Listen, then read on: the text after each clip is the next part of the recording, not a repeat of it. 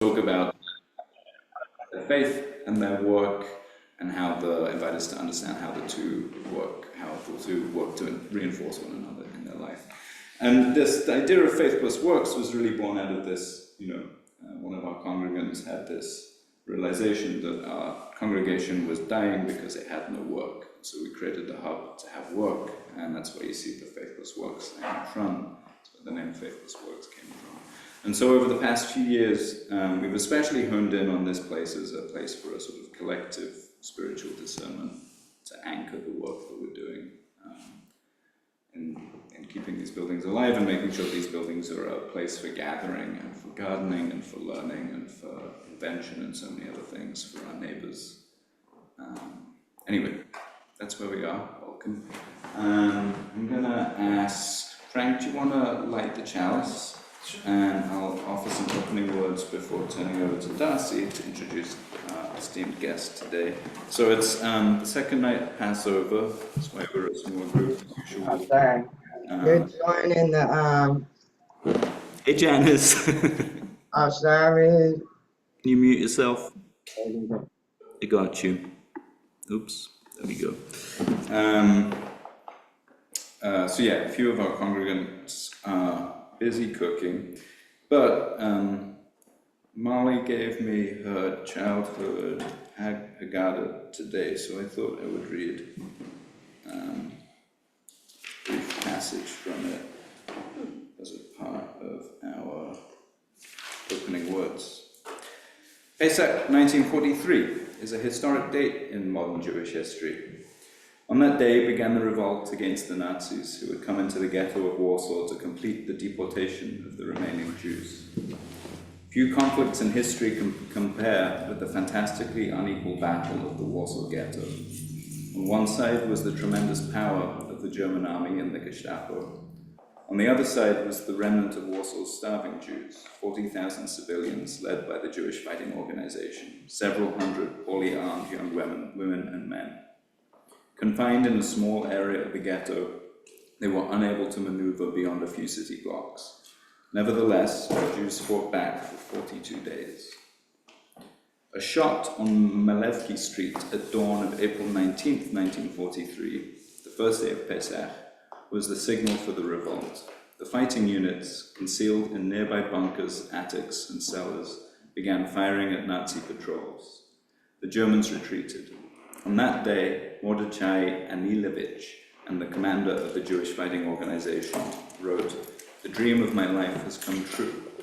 I have had the good fortune to witness Jewish defense in the ghetto in all its greatness and glory." Each Jewish fighter knew in his or her heart that it was an unequal struggle and that the odds were too great, but they hoped against hope and kept on fighting. As the days passed, the situation grew more and more desperate. One by one, the defense positions were wiped out. On May 8th, the leadership of the Jewish resistance perished in the bunker at 18 Mila Street. No one surrendered, but for weeks thereafter, small groups battled the Nazis from behind rubble and wreckage. And although the Germans were certain that not one Jew would escape from the ghetto, several hundred did succeed in making their way through the underground sewers and eventually joined the partisan bands in the woods and the forests. Similar acts of resistance took place in Minsk, Vilna, Bialystok, and in cities and towns in Poland. And in the concentration camps too, there were countless acts of resistance. We were slaves in Egypt and slaves in fascist Europe. We resisted and we fought back.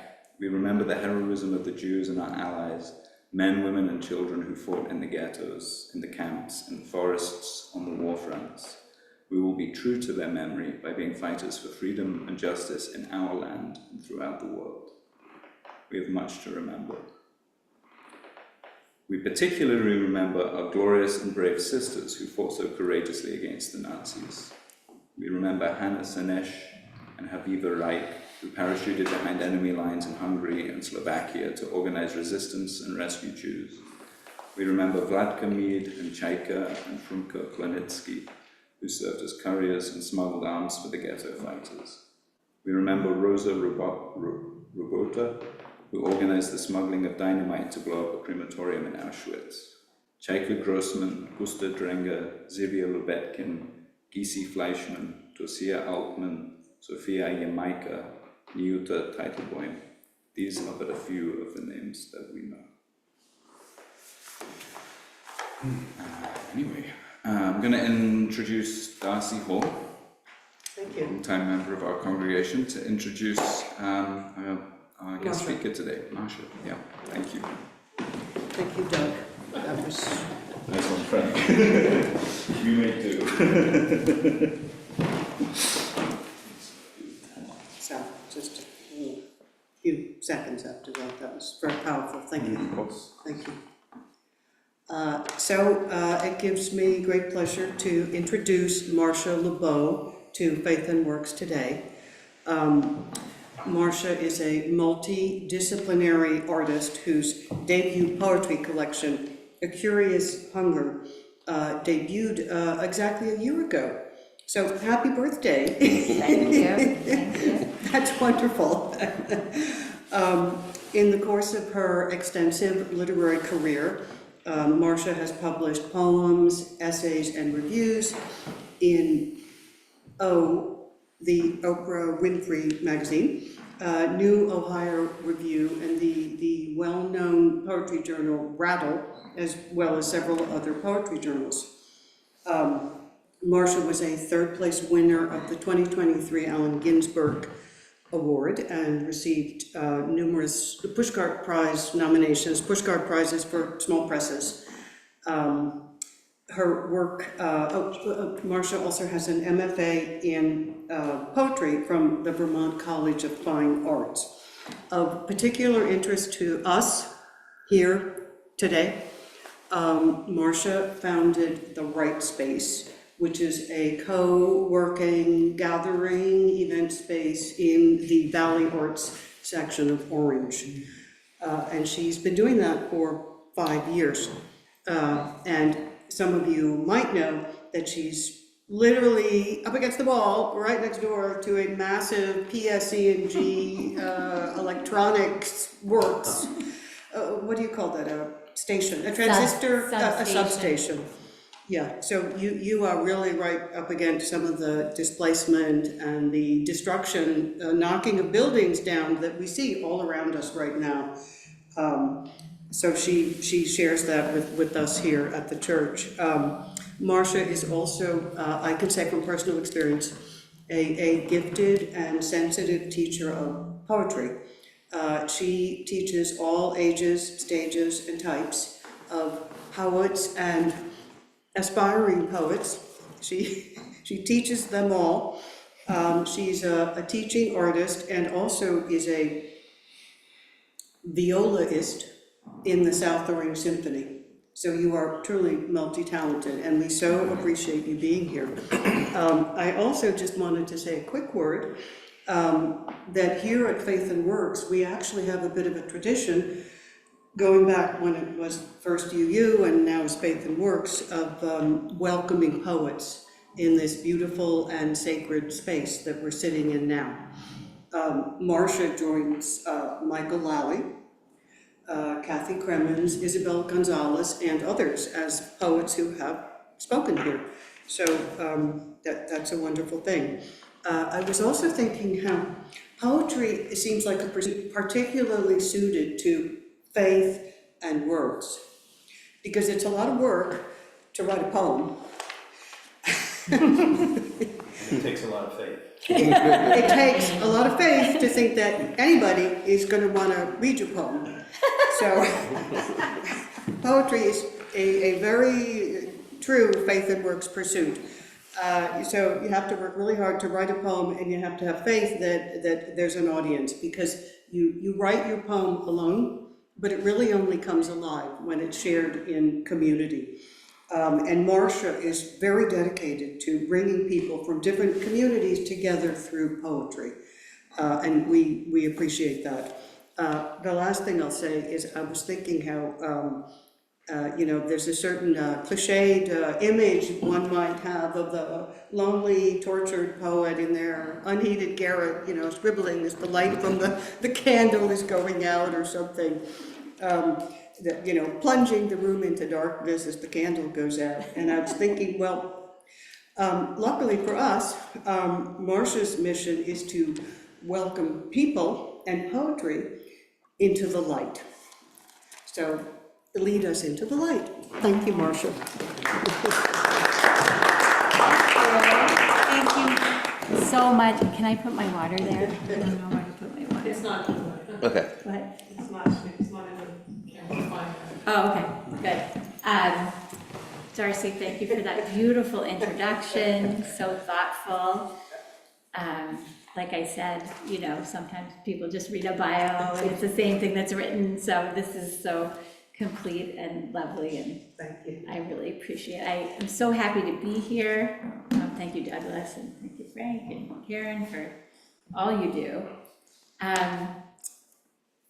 So it's really a great honor to be here, and I'm glad to have the opportunity to reflect on the year after publication of A Curious Hugger. This is what it looks like.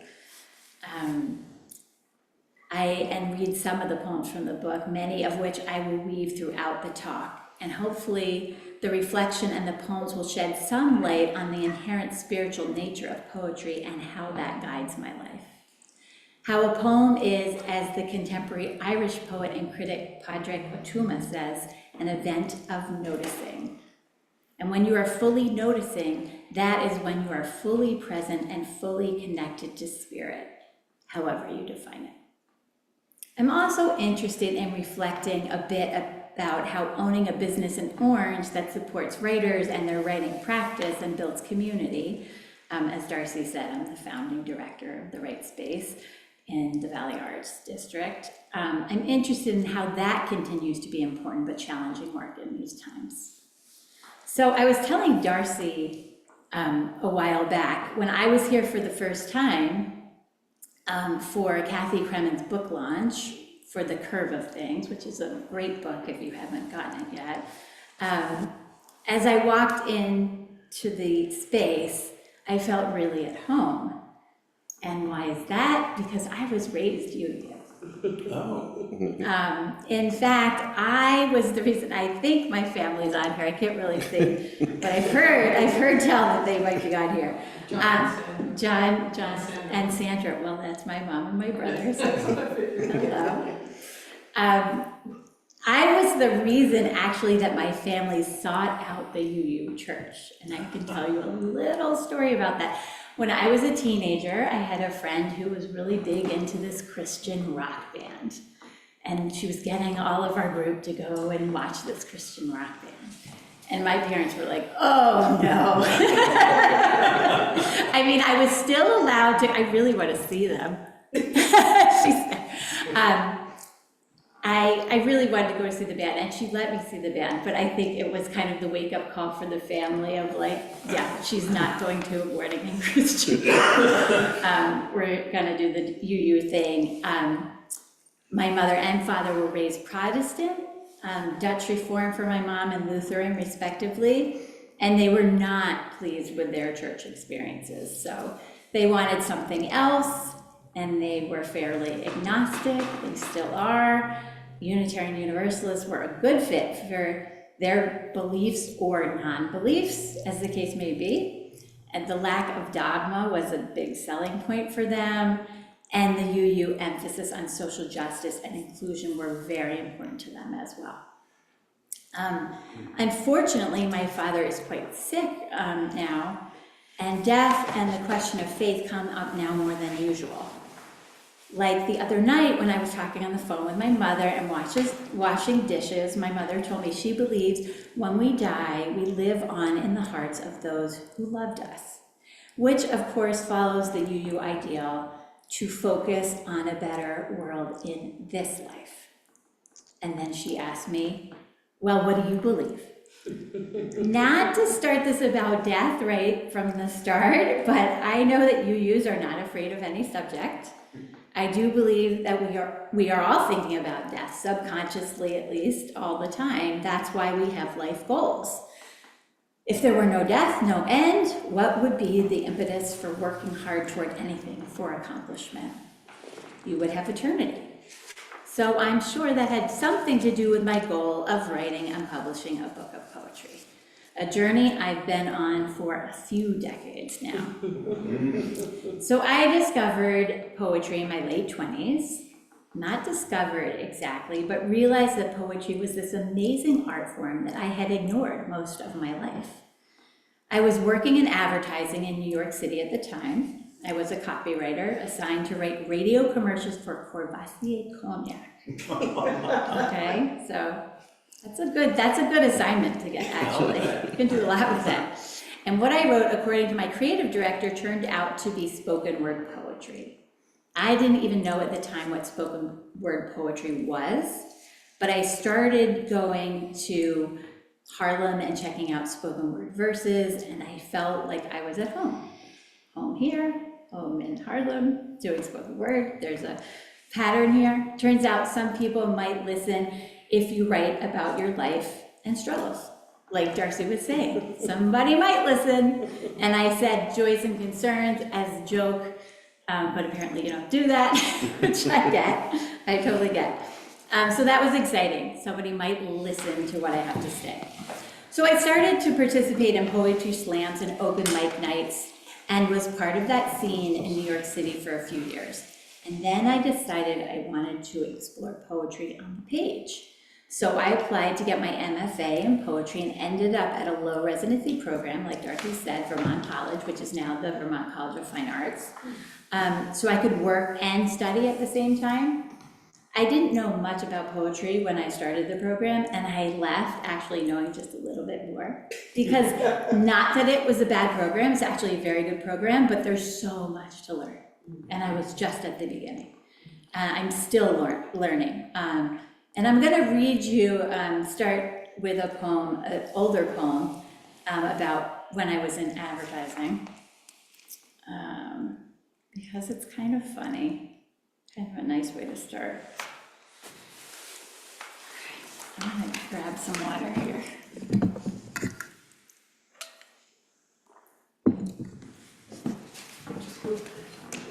No, it's out of frame. Okay.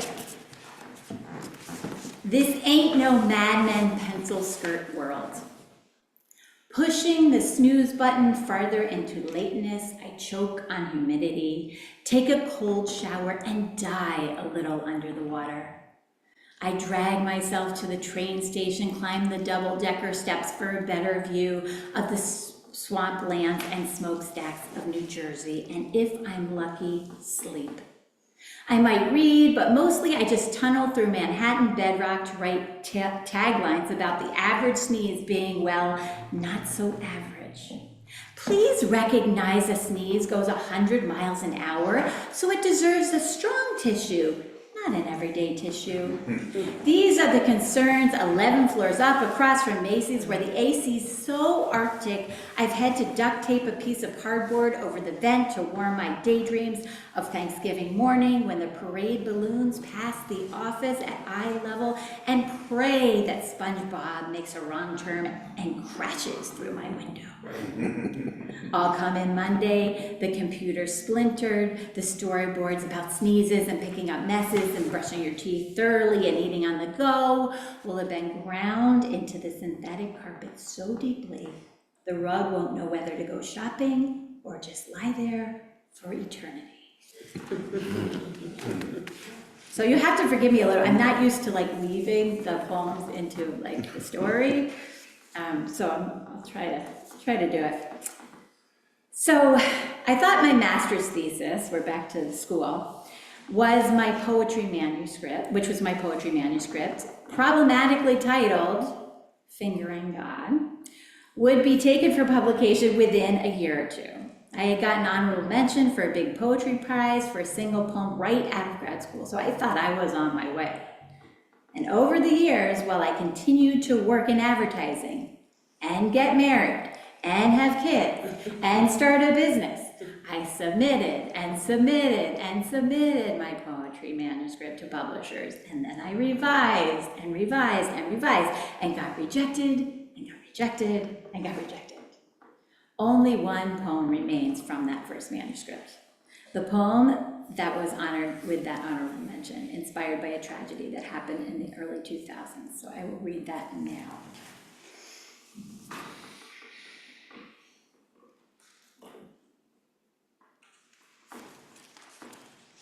"1:43 p.m. Anna died this afternoon. Is she unicycling down Mount Sunapee, weeping uncontrollably, small hands stroking my hair, cool air, spinning the smell of death metallic in my mouth. The workers on Royal Caribbean Cruise were not receptive to our daughters. My neighbor's smooth mahogany head and Anna laughing, she is beating my heart, my mother's silence heavy, lying down, tired and aching on top of the reception counter at One Liberty Plaza. Call security, the ballet is too graceful. Call security, my father's happiness fell into a leaf pile many years ago, and Anna called him meatball. And Jason, sweet Jason, she is not getting better in one massive stroke, so you can go to the movies. We must all get up and line dance right out of this world." Now that's the first part of this poem, and it was a little abstract, so I decided to make a poem in tandem with it to make it more clear, called "The Making of 1:43 p.m. Anna had Down syndrome and was best friends with my sister, who also has Down syndrome. And yes, Anna died 3 days after taking a Caribbean cruise with my mother, my sister, her mother, my sister, and my mother. 4 ladies on the water having the time of their lives until Anna had a stroke on the boat and no one knew what was happening. Certainly not the cruise ship doctor. At 26, she proclaimed she was on a diet while devouring bags of chips. Her blood clots got bigger. She was the glue that stickied her family together. Homeward bound from the boat, airport security demanded Anna get out of her wheelchair for frisking and wanding while her head rolled forward. Oh, Jason, sweet Jason. Anna's boyfriend for years doesn't have Down syndrome, but doesn't understand the concept of death. He thought her wake was a party for him because everyone slapped his back and asked, "Jason, how you doing?" One Liberty Plaza was uninhabitable after 9/11 and has nothing to do with Anna. The last thing they did on the boat was dance. So that's a hard one to read, especially for my family. Anna was a beloved friend of our family. So, back to the book, and then 17 years after I'd started sending out my manuscript, 17 years, the book was accepted by Broadstone Books in Kentucky. And it was an amazing feeling, and I'm so grateful for Larry Moore at Broadstone for believing in the book. After nearly 2 decades, I was not going to waste 1 minute of this book publishing experience. So my husband Lee designed the cover and took the author photo on the back. He's a photographer. We had to really push to get this design through the publisher, which now Larry tells us that people request this type of cover. And we really fought for it. The design, and specifically the octopus, was inspired by the poem Temptation, which I will read now.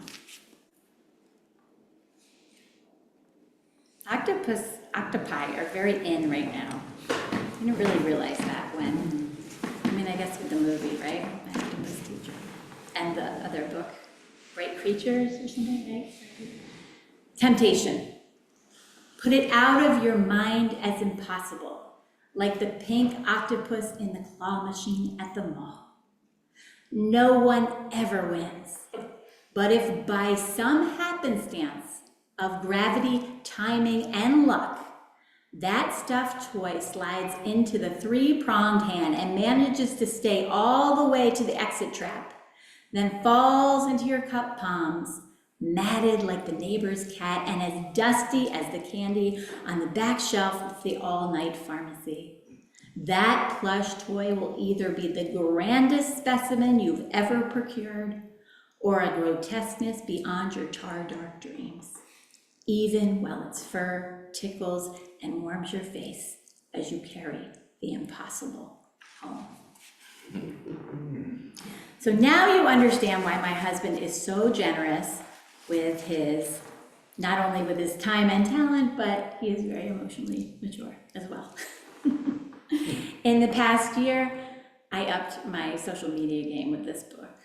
I post, at least with the book stuff. I don't know about other stuff, but I posted all the time, which in this instance was actually fun. I planned my book launch party, had a robust reading tour. For poets and most authors today, we are the ones who plan everything. Publishers are not doing any marketing and scheduling, as those of you who are authors know. All of this was a lot of work, but because I had waited so long for it and was so excited for it, I felt like I was completely in the flow. And I think this was a great life lesson for me. When I was getting married, someone gave me the advice that no matter what happened on the day of the wedding, that I should not get upset and just go with it. I had worked too hard on the preparations for anything to ruin what was supposed to be one of the most special days of my life. And it was good advice because there was a tornado on the day of my wedding, our wedding. A literal tornado in New Hampshire. Like, that doesn't even happen, but it did. It was 30 miles away, but it made some waves here. On the day, outside, in my outside wedding, as the tent sides flapped and we were battered by rain, as I watched the flowers blow off my wedding cake and listened to people tell me my sister, who you met in the first poem, was missing, I just didn't let any of that bother me. I knew it was up to me to accept exactly what was happening, and everything was fine. Be in the moment and everything will be fine. After a half century plus of life, I know that if I stay present, if I appreciate the moment, if I stop worrying about the future or regretting the past, I will be fine. This, by the way, goes along with the spiritual teaching that I subscribe to now as a member of the Center for Spiritual Living, North Jersey, which follows New Thought, Science of Mind, metaphysical teachings of Ernest Holmes. Let me read you a poem now about my sister so you know she was fine and not still lost at our wedding venue. She was fine, but it was a crazy day, wasn't it? Yeah. Slow truth. Turns out it wasn't a bored housewife, a man waiting for his morning scone to be sweetened, or an impatient home ec teacher who branded our languid movements slow as molasses. It was a 30-foot tidal wave of the thick liquid syruping down Boston's commercial street from a split tank. How the stoic New Englanders must have watched the great molasses flood of 1919 with wonder. Like I watched my down sister making breakfast.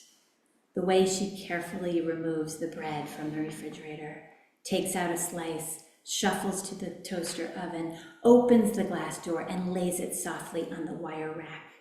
People pay gurus big bucks and fail to learn this mindfulness. She stands watching, waiting for the ding. After pulling up the counter stool, there is butter and cutting and spreading and respreading. Tongue resting outside parted lips, ready to take the first triumphant bite. And here is another poem that kind of references the wedding. If I leave my mind before my body, this is Lee's favorite. Pretend my unconnected words are avant-garde dialogue from a West Village play, the patois of someone else's youth. Remind our boys how I washed their oatmeal out of my hair and took them wristlet shopping at prom time. Why didn't we think to cover our bodies with your photographs? The African deserts, the brownstones, the births. If you miss me, watch commercials I wrote in the 90s. Place my viola under my chin so I might finger the wood. When I list old boyfriends or stare into space, rub your hands together like I taught you, press them to the crown of my head. Allow me to chuck whatever I please into the fire. Do not entertain the thought of a Western physician. Take me to the schwa so they might needle the pain right out of me. Consider a witch doctor from the bayou who will lay me down on a bed of honeysuckle and pour tonic deep into my throat. In Coney Island, don't forget to pay the carny to stop the Ferris wheel when we reach the hand-holding moon-soaked top. Let me walk the streets of the Docklands and slip into Cockney for a moment. So be it if I want to bleach my hair at a London barber, like at 19. Tell me this red velvet cake is dinner, and describe the perfect wedding under a tent in New Hampshire. Laugh when I whisper the maintenance man is my secret lover. Ask if you may cut in as we dance. So back to the present moment with the roll-up. Did you move this? Yeah. I need my water. Okay. I really embraced the present moment with this book. I savored every reading I had, including this one. And somehow I barely got nervous about any of it.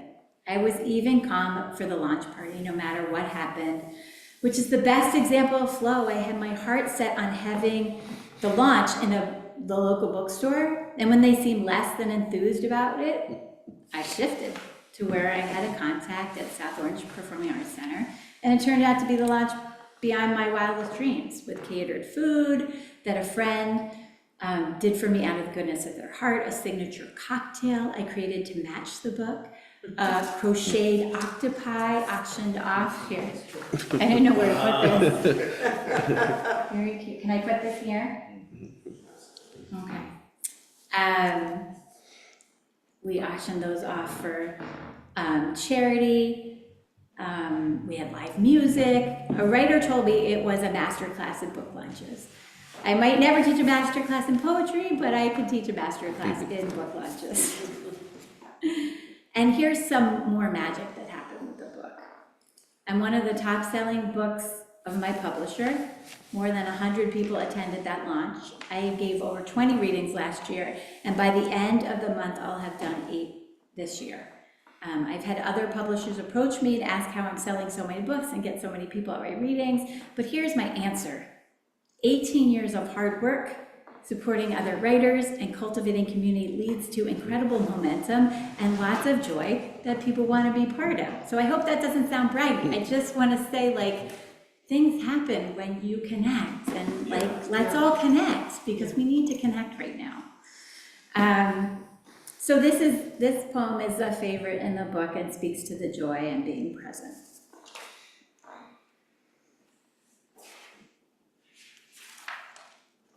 When ice cream was funny. I stopped thinking for a week in October 2015. It was unexpected and not dangerous, like you might imagine.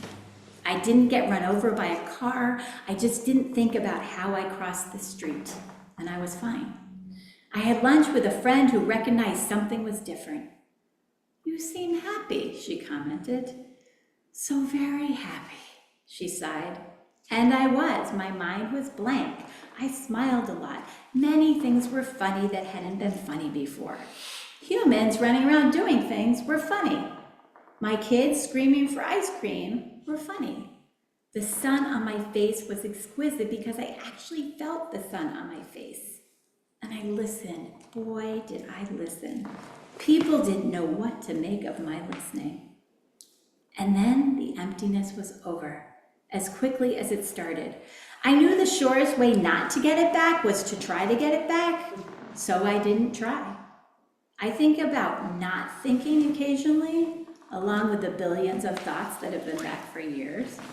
I say, brain, I know you're not ready yet, but I'd really like to try that non-thinking thing again. It won't make you obsolete, I promise. You'd just be happy, so very happy. I think it's popular also because ice cream's in the title. So Ernest Holmes, the founder of Science of Mind and the Center for Spiritual Living, writes similarly, in his way, let us make up our minds that yesterday is gone, tomorrow has not arrived, but today can be filled with wonder if we know that we stand on the threshold of that which is wonderful and new. And that's how those days when I didn't think felt, wonderful and new. And I try. I have to admit, I try all the time not to think, but it's very difficult. So since this is a UU talk, I'm gonna be really honest with you. As the new book excitement was happening, there were struggles in my life as well as success. And I don't need to remind you what was going on in the country, especially in November. The previous year, as I was preparing for publication, my husband and I faced serious financial difficulties, which, as you know, poetry, no matter how successful, is not going to alleviate. And my father's already poor health and dementia declined substantially, and it became more difficult for my mother to take care of him. My sister's group home that she had moved into not long after my book was accepted became problematic, and we had to find a new place for her to live. This past fall, within a week of each other, my father had to be moved into a memory care unit of an assisted living facility, and my sister moved group homes. My mother was understandably overwhelmed with everything that goes along with moves like this. I tell you this because all anyone was seeing on social media from me was happy book stuff. And it was that, but it was also so much more. And isn't there always so much more? When someone asks, "How are you?" couldn't you write them a book? Even if I give them my book, it's now 5 years ago how I was, 10 years ago, 20 years ago, in 63 pages. It is the honor of poets to give language to everything, what is happening internally and externally. There's a poem that touches on many of these aspects of humanity in my book, the personal as well as the greater things in the world. And this is called The Finding. This is a hard poem. Karen, Karen, Karen. Thank God my name is not Karen. I'm sorry I have to say that. We know the connotations now. My name is still white, pasty over. The way I say it, Marcia, that's my sister's name, the host father says at a party by the drinks, tongs ice into his glass, clink, clink, clink. My name is all Brady, Marcia, Marcia, Marcia. Now no one watches. I watched reruns in the 80s, thought they were new. That's how I live my life, everything found later. News, keys, love, beauty, kids. When I learn the news now, I ask my family, have you heard? Mostly they have not. We are behind, on vacation, on news, on announcing, on reading, on shows, on posting. I stay at my post, at the sink, loading the dishwasher, yell at someone to do something. I have no space for slowing down. A text that there's a bear in the neighborhood, I have space for that. I imagine the bear finds a rainbow pride ball in someone's backyard and steps on it, balances. He has come down from the forest to come out. We are staying in. We are behind on our knowledge of what to do when encountering a bear in suburbia. Musa, Musa, Musa. Justice for Musa.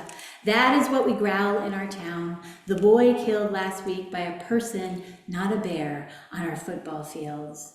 We do not know who. His mother does not know.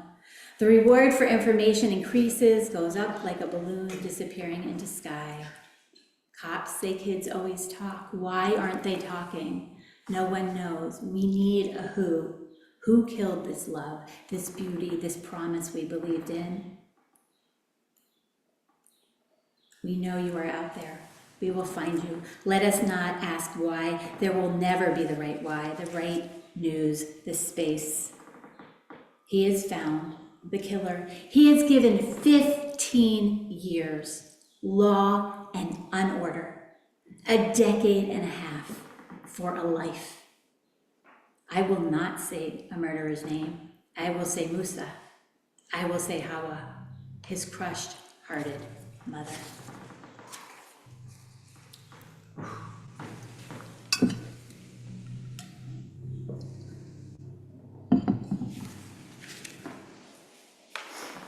So now I'm writing the how are you answers about right now, about watching your father slip away and delving deep into the trauma and joys of family life, your immediate and family of origin, about debating whether to shut down your business that creates community and helps writers keep writing and sharing their art with the world, but is lagging in membership, and about taking a day job at a nonprofit to not only meet the moment socially, but to make ends meet.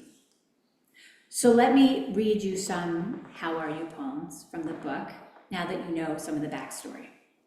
So this first one is about my father's decline. Written a while ago. It's been a long decline. Marcia B. That's what my father calls me. Not sure if he stole the bee from the middle of the last name we share or plucked a honeybee from the sky and dropped it at the end. I've never asked him where it came from, how it flew in. There might not be much more time for asking. The darkness honeycombing his brain from a stroke decades ago eludes the doctors at the fancy hospital. And I'm lucky enough not to live with the daily chore of figuring out what's going to leave next, the bladder function, the names of relatives, the viola playing that used to seep from under the door. I wonder what he'd say about Marcia B. A honey so thick that for the first few seconds after it's uttered, slides me into the girl I always wanted to be.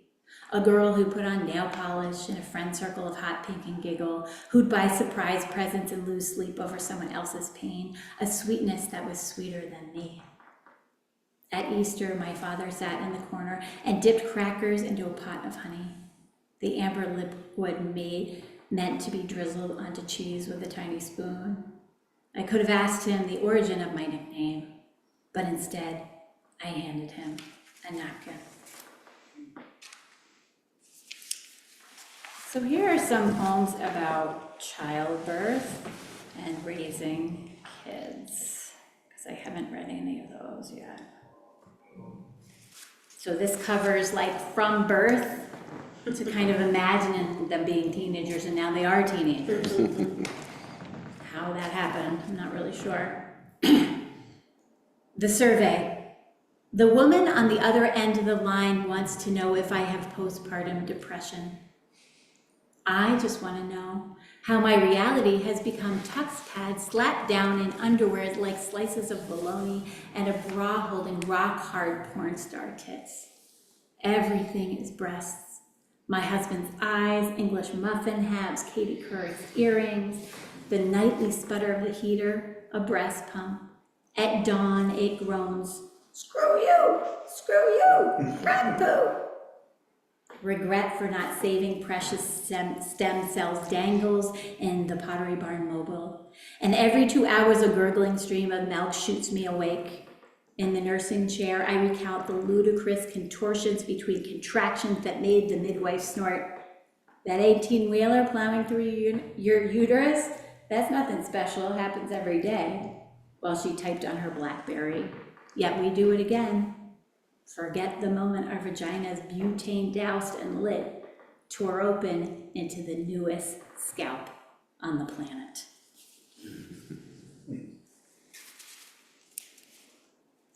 Let's see, this is one, as I was imagining them getting older, and now they are. Gen X. It's 10 p.m. and I know where my children are. I've known where they are every single day of their entire lives. At some point when they are in college or even before, I won't know where they are. I'll imagine them filling up a red plastic Solo cup from a keg and spilling a little as they look over at the girl who is calling their name, and I'll know I'm definitely not their number one girl anymore. I wonder if someday someone else will be making them meals. Or will they be the kind of men who make their wives dinner? Maybe they won't end up with wives or partners. Maybe they won't even end up as men. I wonder if they will change their names, who they'll want to kiss. Never mind if they'll even go to college. My daydreams are outdated. My identity last century. I look at those sleeping souls and I have no idea. I have no idea. I really don't have any idea. The older they get. They're confounding. Oh, okay, I've read some about marriage, but I'm gonna read a couple more. Prenup. I can't promise you, this is the joys and the challenges of marriage. I can't promise you I know how to sit across from a man as he lights his campfire heart without letting it warm me. And I won't pour water over it before it glows down to embers in the lambent hours of the morning. As shadow flames sashay across my face, I might throw in the branches I've gathered from my forest, make it blaze.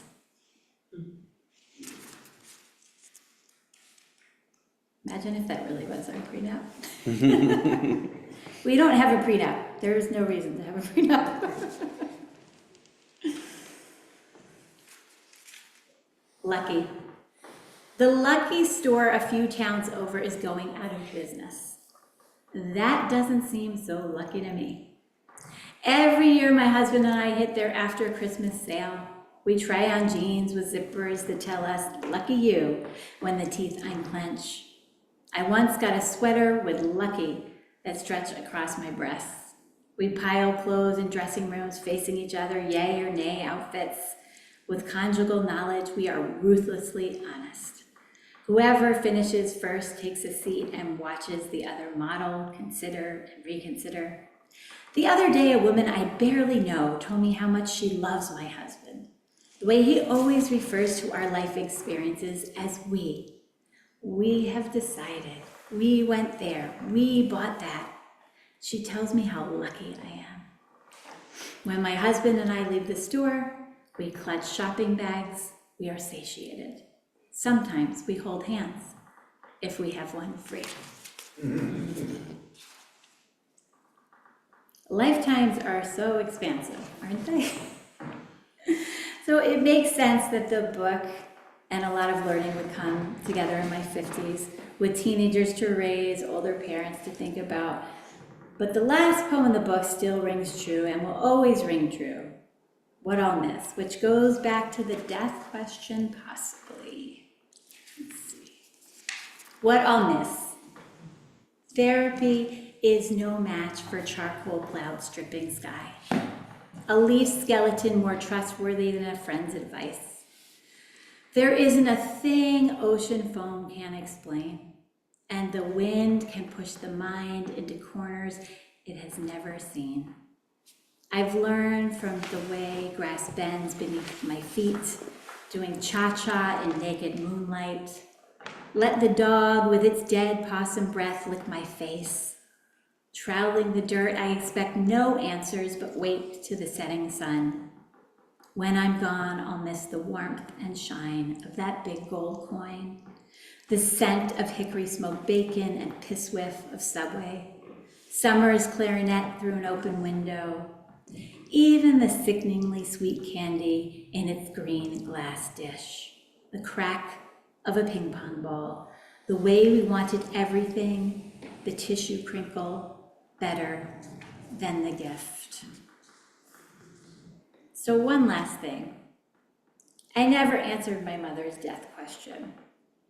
But what do I believe at this moment? I believe our spirit is part of us, here on earth, when we're in a body, but also before and after this lifetime, when we are not in this body. That yes, we live on in the hearts of the people who loved us, but also beyond that with the art or creations we leave here. And that's fine, that's enough, that's perfect. If our spirit wants to come back in human form again, so be it. I have that reincarnation belief. Maybe wishful thinking, but I have it. Just like I mentioned before about the field of poetry, soul growth is a very, very long process. Thousands of lifetimes, billions of stars. Thank you.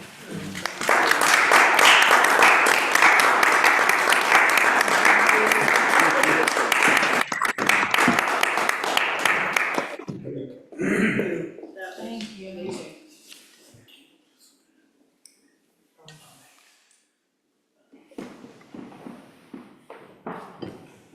Can I I say hi to them. Any- Do you want Yeah, books. Q&A? Are there any Do questions? you have any or questions? comments, or- Hi, Mom. Hi, Mom. Hi, everybody. Thanks for being here. Do you want to read the poem about the spoons? Oh, you want to read? Well, I like that poem. There's a request. This is like the encore. at the- Okay, at the encore, rock concert. encore. Okay, let me see. It's short. It's very- No, it's actually, it's not long, but none of these poems are very long. What is the spoon poem called? Curious Hunger. Yeah, that's right, it's the title poem.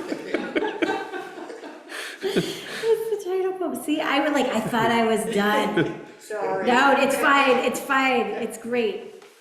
I'm never gonna turn down a request for a poem, right? Somebody wants to hear my words, still, after however long that was. A Curious Hunger, After Crazy Cook Spoons by Beth Haight. So this is an ekphrastic poem based on a sculpture by my friend Beth Haight, who became a friend after I wrote this poem. So I guess it's okay, because she wanted to be my friend after. I want to be as popular as a spoon, their slot in the drawer always the first empty. Given the choice between spoon and fork, who wouldn't choose the former? Team Spoon, the obvious favorite. What else can at once be smooth and elliptical yet understood? And how nice to be so needed for a lump of palm sugar, a sip of piping broth, a dollop of cream. To dole out bubblegum syrup for a coughing child home from school and later licked clean, a trick stuck to an oily nose with sick breath. Right now, someone is playing the spoons on their knee, jump-starting a bluegrass heartbeat, slapping and yelling, laughing with pain, a musical sadist high on the click-clack of smack joy. Spoon me, we demand, to toast our underserved curves on rainy nights. And there's the G-rated spoon sexiness, sliding over the tongue like a welcome intruder. We've all done it, flipped over the bowl, pressed the metal against the roof of our mouths, felt the cool, then the strange comfort of our teenage retainer. It comes as no surprise the sculptor would consider the spoon, would feel the need to release it from its dark drawer, the confines of the galley kitchen, the wallpapered dining room, the rummage sale. From her hands, a quartet of ceramic and swirls, earth tones and outlines, she has drawn us in with the need to feel the temperature of their contours, the sharpness of the handle's ridges. How could they not cause a stir? Our bald, sweaty fist hidden in coat pockets, taunted by the do not touch sign. This set of spoons crafted not for a slick of ice cream, but for the beauty of the tool. We squint to see one distinct fingerprint pressed into permanence, evidence of the artist, the dreamer, the crazy cook, the one who understands our curious hunger.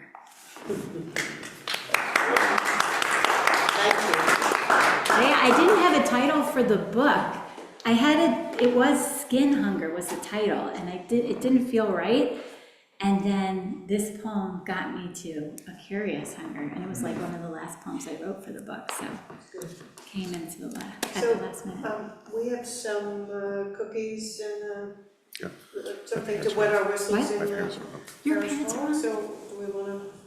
Yeah, we can. We're in the process of closing up. I was wondering if you could talk a little. Yeah. You mentioned your space and organisation Oh, down yeah, in the valley, sure. and if you could.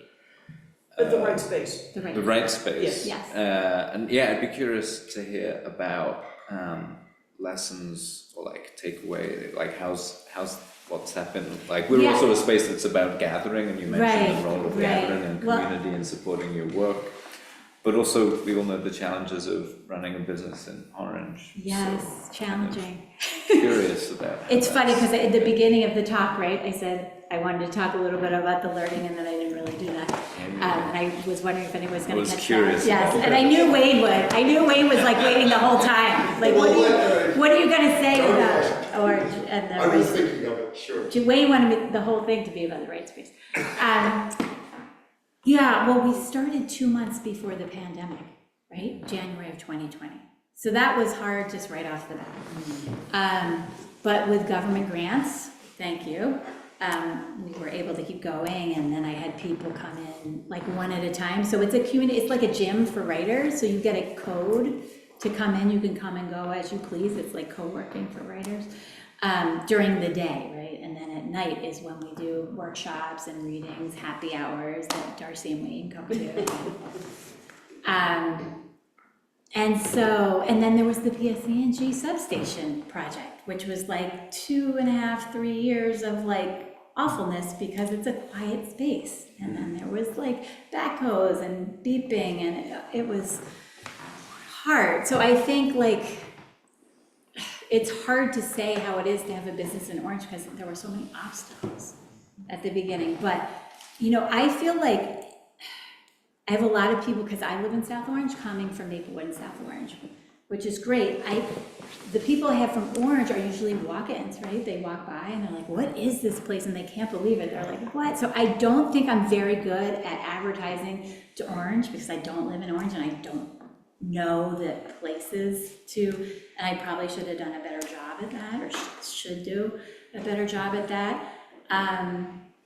You know, I don't know, what was the question exactly? Just like how yeah, is it? you enticed us with this I know. promise. I know. I think like anything So, that's yeah, arts, just- like it's a hard pursuit in the arts, like, because that's the Valley Arts District, right? But everything has turned over. The Valley Arts, the organization is defunct now, right? So that was a great thing that brought artists together, and now it's no more. There was Arts Unbound for people with developmental disabilities. That's gone. There's an actor's studio now on the same block, which is wonderful. He has classes.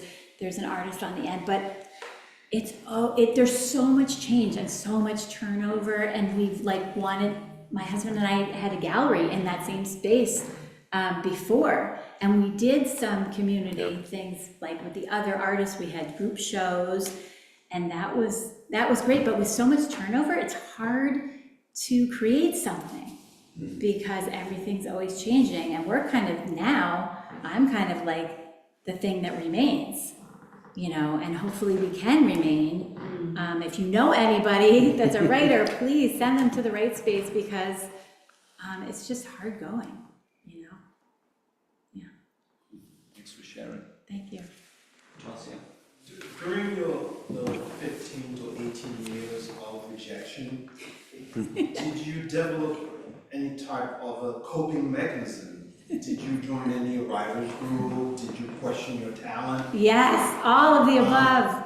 Yeah, that's such a good question, because you would think, why didn't this woman give up? I think it's the writers groups, right? Because there were so many people. Were you local or there's... Local, yeah, local. I have a group that has Maplewood, South Orange, Verona poets.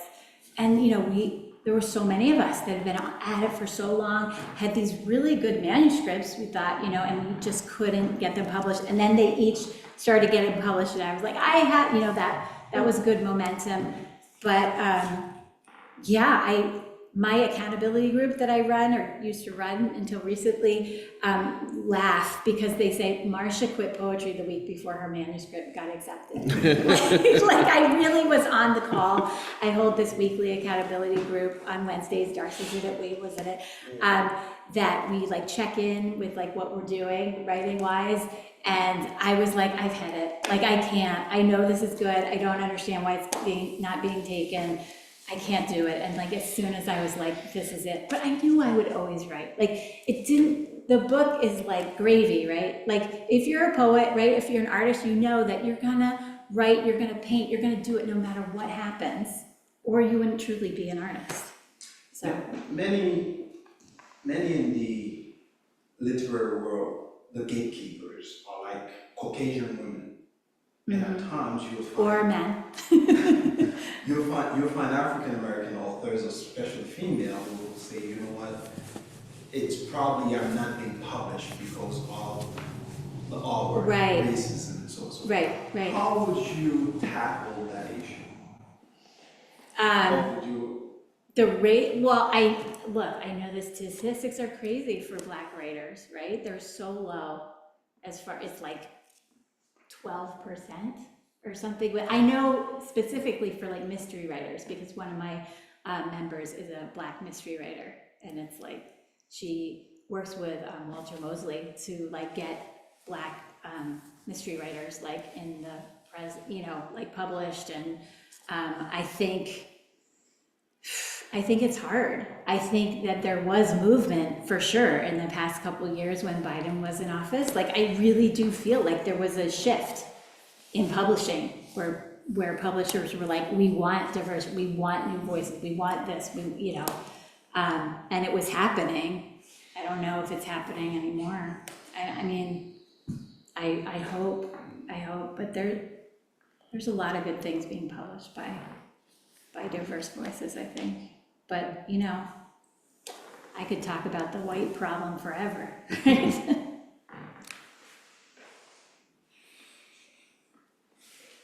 else? We'll be able to continue conversations next door, but thanks for providing cookies and things. If you would like to contribute towards a new candle, I'm going to pass the plate. Any contribution is appreciated. Second last thing, so yeah, Frank, if you want to circulate it. To help us overcome some of our obstacles. Get it moving along. Tomorrow, Monday, the 13th, whatever the date is tomorrow, we have our 14th, our annual community Seder at 6 o'clock. It's a part of our monthly Solidarity Potluck series. It's real enjoyable. Yeah, that's 6 to 8 tomorrow. Thank you, Michael. And then we don't actually have dates for the next two Faith+Works, but we'll have our annual flower communion in May, and then our annual meeting in June, TBD. Any last announcements of any sort? Thank you, Marcia. This was fantastic. Thank you. Thank you for having me. Yes, I have many books. By coincidence. We're gonna go and have tea and cookies. Maybe you want to. Okay, thanks, Doug. Thank you for being here, everybody. Oh yeah, Darcy wants to say hi to my mom. Hi, Mom. Where's She's Mom? on the right. Darcy wanted to meet you. Hello, hi. And that's my mother-in-law. Hi, everybody. Hi, Mindy. Hi, Marco. I'm seeing some of their friends. Hi, Marcia, it was wonderful. Bye-bye. Thank you. Barbara, I hope your soup is terrific. Yes, it was great. Thank you. Thank you, Mindy. Bye-bye, Doug. See you, Margot. Good to see you. Good to see See you, Jamie. Jamie, great newsletter this week. Thank you, guys.